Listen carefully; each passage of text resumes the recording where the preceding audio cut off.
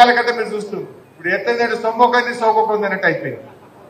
ఇవాళ నర్సింగ్ ఉద్యోగాలకు నోటిఫికేషన్ ఇచ్చింది మనం, పరీక్ష పెట్టింది మనం, సర్టిఫికెట్లు వెరిఫై చేసింది మనం, ఉద్యోగాలు ఇచ్చే టైంకు ఎలక్షన్ కోడ్ వచ్చింది. మనం అంతా చేస్తే ఈయన పోయి పంచి నేనే ఇచ్చిన అంటాడు. కానిస్టేబుల్ ఉద్యోగాలు అంతే.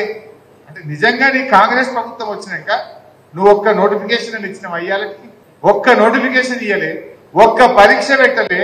కానీ మనం చేసిన దాన్ని పట్టుకొని మేం చేసినామని చెప్పి ఇవాళ డబ్బా కొట్టుకునేటువంటి ప్రయత్నం వాళ్ళు చేస్తున్న విషయాన్ని కూడా మీరు ప్రజల్లో చెప్పాల్సినటువంటి అవసరం ఉంది.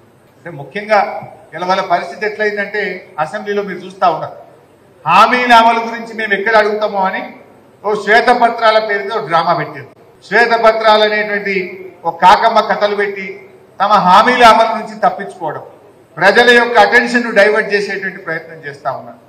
ఎన్నికల ప్రచారంలో అబద్ధాలే, నిండు అసెంబ్లీలో కూడా అబద్ధాలే మాట్లాడింది. దొరకవట్లే నేను ఒక్కొక్క పేజీలో ఉన్న అబద్ధాలను తీసి చదువుతుంటే ఒక్కడన్నా మళ్ళీ లేస్తే ఒట్టు అది ఇచ్చిపెట్టి నన్ను దిట్టుడు పెట్టిరు.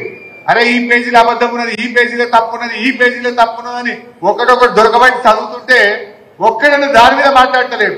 నన్ను తిట్టుడు పెట్టిరు, కేసీఆర్ సార్కు తిట్టుడు పెట్టిరు.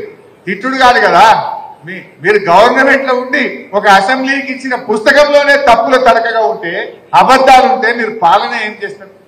ఆనాడు ఎలక్షన్ ప్రచారంలో అబద్ధాలే, ఇలా గవర్నమెంట్ లోకి వచ్చాక కూడా అబద్ధాలు తప్ప నిజాయితీ లేదు.